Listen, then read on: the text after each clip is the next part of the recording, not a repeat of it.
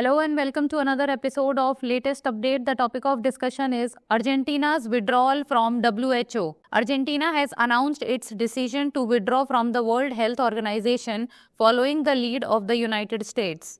The move is in response to what he described as deep differences with the WHO's management of health issues, particularly its handling of the COVID-19 pandemic. The exit of major contributors like the US and Argentina raises questions about the future of global health governance and cooperation, especially amid growing health challenges worldwide. Before we proceed, we have an important announcement for you.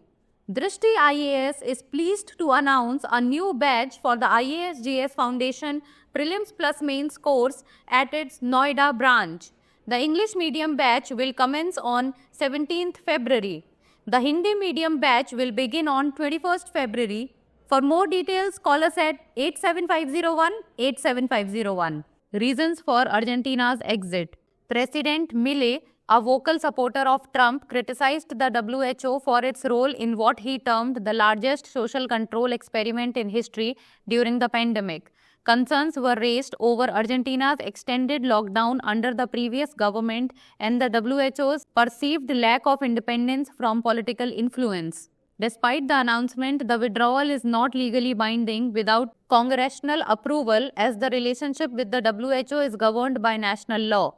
Impacts: Argentina's exit could have a minor financial impact on the WHO, as the country contributes around $8 million annually compared to the United States' $950 million.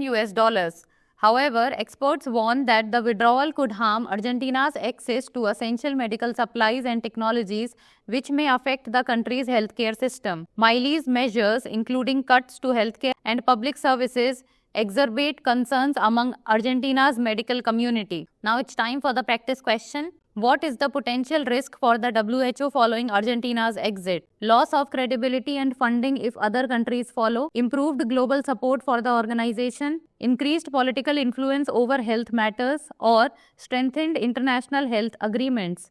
Send us the answer of this question in the comment section. That's all for today. Thank you so much for watching.